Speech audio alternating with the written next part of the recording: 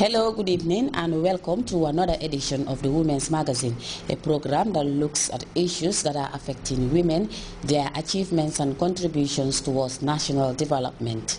In our tonight's program, we will take a look at the role of women in the education sector. Our second phase will be centered on the government of the Gambia signed the cockle and oyster fishery co-management plan. Members of the Tri-Oyster Association, the body responsible for the implementation of the plan, along with its partners, have reviewed the plan at the two-day meeting held at the Nana Conference Hall. I am Fatoumata Simaha. Thank you for joining us.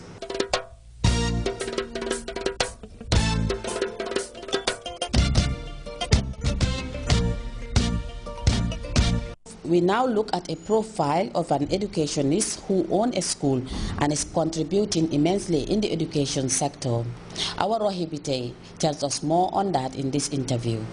Teachers play a pivotal role in the teaching and learning process and can make a great difference on students' achievement, especially nowadays when the importance of education for knowledge and information societies have been acknowledged worldwide. However, women play a very important role in education. Some establish schools to improve access to education. These two educationists, Aja Hadisen and Mariama Seka Dabo, share with us how they manage to own schools. Actually, my motivation is my love for the profession. I started as a teacher January 1960. This is 53 years ago. And Ms. Njai was my first head teacher at Malfa. Throughout, since 1960, I taught for 2.5 years. When I have to leave to join my husband in England. I was there for 8 years. On my return, I went back to teaching. It's the only profession I know. Because when I was in England, I was working as such. So when I came back, I could have been in the offices because whilst I was there, I learned to type. Then typing was the order of the day. And I came back with a brand new typewriter, which I was hoping to be able to use. Then I had the opportunity to be appointed as a clerk. Because then people there, at the then establishment section, are people I knew during the colonial time, and they were prepared to offer me a job. But I decided that I want to be a teacher. And this was so funny to this gentleman that he called me Mrs. Teacher until, correct, whenever he sees me Mrs. Teacher, he would laugh and say, you are the only person who would want to be a teacher. But then that was my calling. I loved the job, and I taught since when I came back 70 to date. I retired about 13 years ago when the retirement age was just 55. Now I've celebrated my 69th birthday. My birthday I'll be 70, but I'm still at it because I love it. I started establishing a school in 2000, October 2000. I started with a nursery school, which is just behind the Libyan mosque at Kutu South. Now, 3 years on, I had this land to establish a basic cycle school, that is grade 1 to 9. So actually I started in 2000 with a nursery school. Then 3 years after I had this land from the Department of Land to establish a primary school. It's meant to be a primary school, but thank God I've gone up to the upper level of the primary school called primary school, that is the upper basic. I've not taken loan from any bank. I've not seen any philanthropist. I've not seen anybody except when I was building the nursery school, the first building, I was sponsored by my daughter. This was in 2000. From then on, the money generated by the school, I invest every little back to develop the school. Not even my feeding or clothing, because my children are grown up. They are feeding me, they are clothing me. Even my last child is a medical doctor, so I don't need to save for them or to prepare anything for them. They are grown ups. Even my grandchildren, 3 of them are in the universities at different ends of the world. So every budget is invest back. Exactly. This is why this rapid development. Because right now I'm even started to build a madrasa school. when it's completed, I intend that section to be, well, they said madrasa, but I call it Arabic school, because the medium of instruction will be Arabic.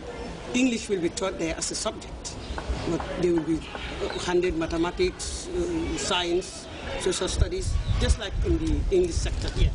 Because here we are teaching English and French, and we are doing very well at that subject, because the last exams, we have about, I think 7 children who had 1 in French, and previously we had about 5 in French. So these children are doing very well at that language. If they can combine these 2 languages in this section here, why not at the Arabic section? I hope that they'll be able to combine Arabic and English, will be taught equally.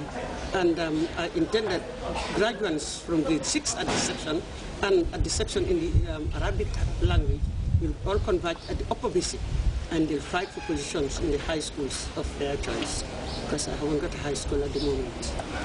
If I can get another piece of land, obviously I invest in a high school, and I want it to be a technical high school. I am very technically minded. I'm very practical. That was Aja Hadi Sen, the owner of Sino Primary School. Another woman, Maria Maseka Dabo, is also investing in the education sector. We have more on that in this interview with Rohi Bite about why, how, and what motivated her to invest in education. Stay tuned. When I was starting the school in 1987, there was no nursery school in Manjaikunda.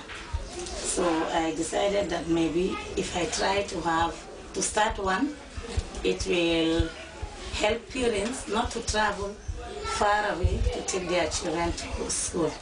So this motivated me. By that time I was working in the hotel industry. So I started this school in 87. I faced a lot of challenges because in the first place, the first difficulty was to have a correct place, because when I started this school, I rented 2 rooms, a sitting room and a pillow, putting a curtain in the middle, then as 2 classes. Then during the next academic year in 1988, I have a lot of children, because as I told you, it was the first school in the community. So I was having another school under 3. So, and parents still have the courage to bring their children to school. So apart from that difficulty, the second difficulty was that being a teacher, not having any qualification, because by that time, the Gambia College was not engaged to do nursery teachers certificate for qualified nursery school teachers. So that was also another constraint, because I was there, but parents still having the hope that maybe it will go through. They still bring their children with no qualifications, no good structure, no water supply, no electricity. If I tell you, it was really very difficult and hard, because before I go to school, I will wake up early in the morning, go around Manjai area to fetch water, bring buckets of water, even the toilets. And you were never discouraged? Never. During all this process? Never. I was never discouraged. Even toilet, I was having just simple stools, that the younger ones will use, and after I will empty it, the oldest one will travel to my auntie's compound, which was not next after this school building. So with all these constraints, parents still wanted their children to be educated. Even I started the school in 87, if I tell you the amount parents we are paying, we started